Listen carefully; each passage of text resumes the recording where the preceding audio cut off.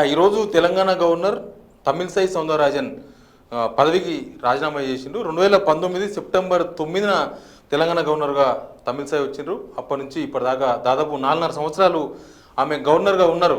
కానీ చాలా యాక్టివ్గా, చాలా సెన్సేషనల్ గవర్నర్గా ఆమె పేరు పొందిండ్రు.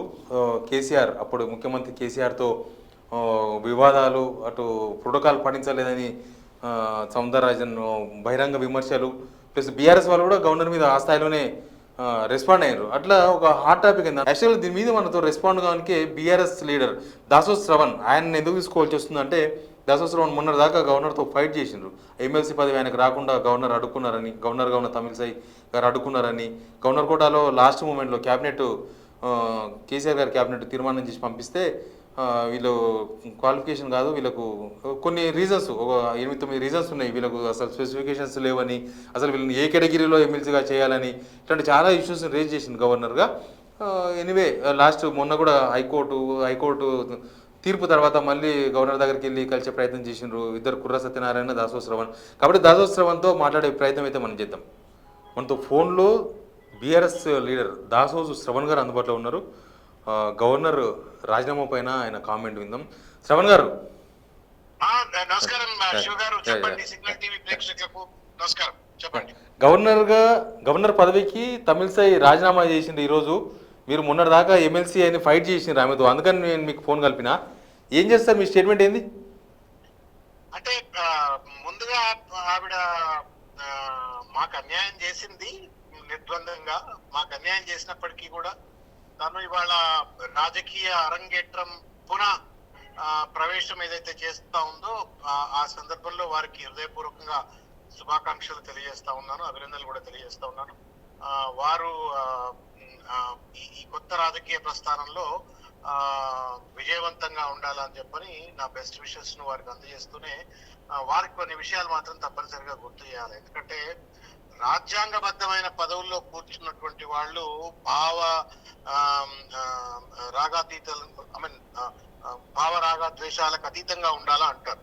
రాజ్యాంగబద్ధమైన పదవిలో కూర్చున్న వాళ్ళు భావ రాగద్వేషాలకు అతీతంగా ఉండాలా, చట్టాన్ని చట్టంగా సమతుల్యంగా అమలు చేయాలా అని చెప్పని అంటారు. కానీ దురదృష్టం ఏంటంటే వారు ఆ రకంగా వ్యవహరించాల.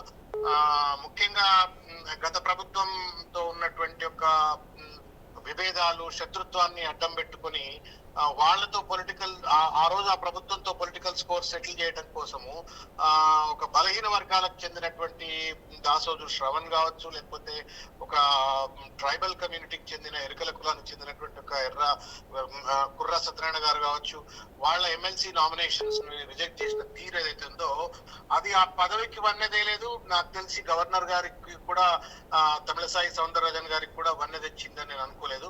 చరిత్రలో ఒక తప్పు పని చేసినటువంటి ఒక గవర్నర్ గా మిగిలిపోతారేమో అని చెప్పి. కానీ ఇష్యూను ఇక్కడ దాకానే ఎందుకు చూడాలి? ఓన్లీ మీకు ఎమ్మెల్సీ పదవులు రాకుండానో, లేకపోతే అక్కడ ఏదో టెక్నికల్ ఇష్యూ చూపించో ఈ పదవులు రాలేదనే వరకు ఎందుకు చూడాలి? అంతకుముందు బీఆర్ఎస్ గవర్నమెంట్కు గవర్నర్కు మధ్య చాలా గ్యాప్ ఉంది కదా, మీ మీద వాళ్ళ విమర్శలు, వాళ్ళ మీద మీరు విమర్శలు, ఇదేమన్నా ఎఫెక్ట్ చూపి ఉండొచ్చా? శివారెడ్డి గారు, నేను ఏమంటున్నానంటే గ్యాప్లు ఉంటే ఉండొచ్చు, కాన్ఫ్లిక్ట్స్ ఉంటే ఉంటుండొచ్చు, కన్ఫ్రంటేషన్స్ ఉంటే ఉంటుండొచ్చు.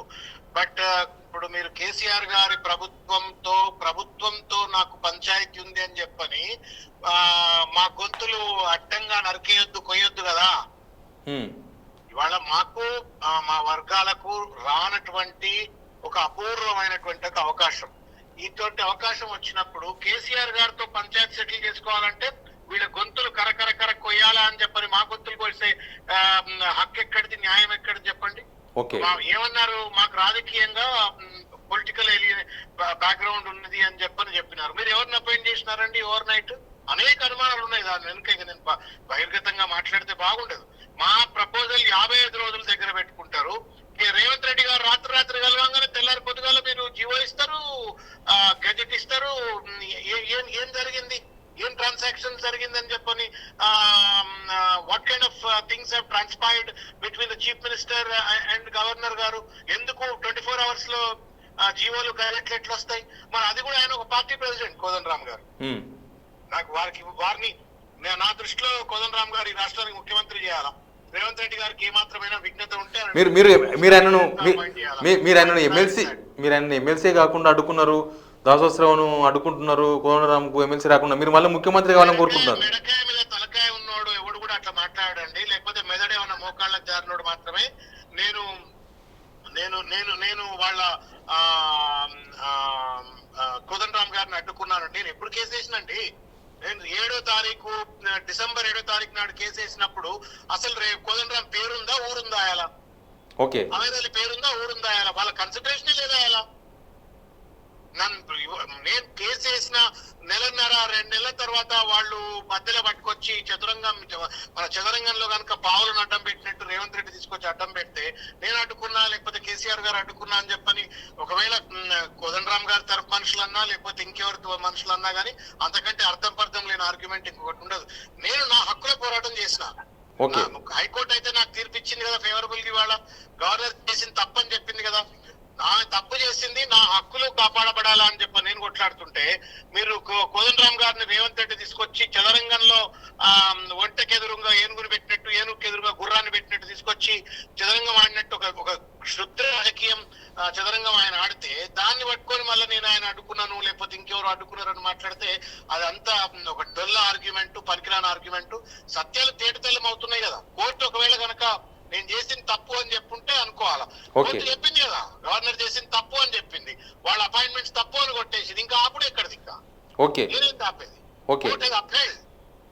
Court has upheld my contention. Court has rejected and quashed the orders of their appointment and also her rejection order. ఇది వాళ్ళిద్దరు తప్పు చేసిందని కరెక్టివ్ గా కోర్టు చెప్పినాక ఇంకా కూడా దాని మీద ఆర్గ్యూ చేసి, కానీ ఇప్పుడు ఇష్యూ అయిపోయింది కదా. ఇప్పుడు కోర్టు చెప్పింది, తర్వాత జరిగేవి జరుగుతున్నాయి. ప్లస్ మీకు అన్యాయం చేసిందని మీరు అంటున్న తమిళసాయి గారు ఏకంగా గవర్నర్ పదవికి రాజీనామా చేసిండు. అయిపోయింది కదా. నేను అంటున్నా కాదు, మీరు కూడా అనాలి శివారెడ్డి గారు. దురదృష్టం ఏంటంటే ఈ దేశంలో మీడియా లెక్కలేదు. న్యూస్ చెప్పేటోళ్ళు న్యూస్ చెప్తలేరు, వ్యూస్ చెప్తున్నారు. మీరు కూడా చెప్పాలా, అన్యాయం జరిగిందా అన్యాయం జరగలేదా? High court has very clearly said under 171(5) ప్రకారంగా కేబినెట్ మినిస్ట్రీ ఏం చెప్తే అది గవర్నర్ పాటించాలని చెప్పిండ్రు. చెప్పిన తర్వాత కూడా ఇంకా మళ్ళా నేను అన్యాయం చేసిందంటున్నా. అన్యాయం చేసింది, బరాబర్ చేసింది కదా, దాంట్లో డౌట్ లేదు. మా తరతరాలకు ఆమె తీరనకు అన్యాయం చేసి వెళ్ళిపోయింది. భగవంతుడు నాకు భవిష్యత్తులో ఒక ఆపర్చునిటీ వచ్చి మళ్ళా నేను ఎమ్మెల్యేనో ఎమ్మెల్సీనో అయితే లేదా ఎంపీనో అయితే సరే, దట్స్ డిఫరెంట్ మ్యాటర్. కాలేకపోతే మాత్రం మా తరతరాలలో చరిత్ర, మా ఇంటి చరిత్ర అంటూ రాసుకుంటే ఒక పలానాడు దాసోత్సవం అని మా కుటుంబంలో ఒక ఆయన ఉంటుండే, పలానా సంవత్సరంలో ఆయన ఎమ్మెల్సీ కావడానికి గవర్నర్ తమిళసాయి ఆమె తల్లి అడ్డుకున్నది, మొత్తం గొంతుకొచ్చిపోయిందని ఆమె చరిత్రలో ఉంటది. నాకు జరిగిన అన్యాయం కూడా చరిత్రలో ఉంటుంది. మీరైతే బెస్ట్ ఆఫ్ లక్ చెప్తున్నారు కదా ఇప్పుడు తమిళసాయి గారికి. నేను ఒక మానవత్వం కలిగిన మనిషిని, రాజకీయ విఘ్నత తర్వాత ఒక సామాజిక విఘ్నత కలిగినటువంటి వ్యక్తిని. నేను గవర్నర్ గారి కుర్చీ మీద దాసోజు శ్రవణ్ కూర్చుంటే మాత్రం ఆ తప్పు చేసి ఉండేవాడిని కాదు. నేను ఆయన ప్రొఫెసర్, నేను ఉస్మానియా యూనివర్సిటీలో ప్రొఫెసర్ గా పాఠం చెప్పాను. చాలా సార్లు కొంతమంది విద్యార్థులు మీకు అనుకూలంగా ఉంటారు, కొంతమంది విద్యార్థులు కొంత తుంటరిగా జులాయిగా ఉండేటువంటి వాళ్ళు కూడా ఉంటారు. కానీ పేపర్లు వాల్యుయేట్ చేసినప్పుడు నాకు ప్రిన్సిపల్ మా ప్రొఫెసర్ చెప్పినాడు, పరమేశ్వరన్ గారు అని చెప్పని, నువ్వు పేపర్ వాల్యుయేట్ చేసినప్పుడు ముఖాలు చూసి వాల్యూ చేయకు, మన రాతను చూసి వాల్యూ చేయని చెప్పని.